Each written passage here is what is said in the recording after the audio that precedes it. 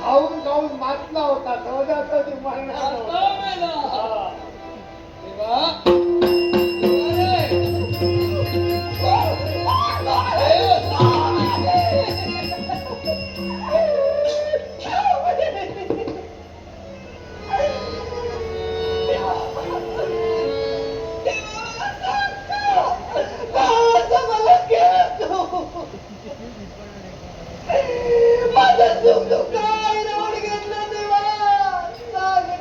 सर्वाची कल्पना मी तुला दिली आणि तेव्हा मी तुला शब्द दिला, तुझ्यासाठी लढेन, तुझ्यासाठी लढेन. मी तुझ्या शब्दाला जागणार आहे हे म्हणते बाळ.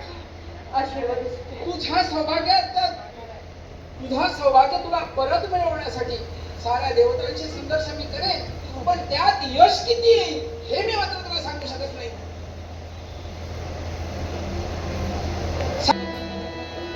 साऱ्या देवतांना विनंती वजा धमकी देऊन सांगते, माझी वारुणी भक्त आहे आणि तिचा पती जर का तुम्ही देवतांनी जिवंत करून दिला नसाल तर मी कोणतं स्वरूप धारण करीन आणि तुम्हा देवतांना महाशनीने जेवढं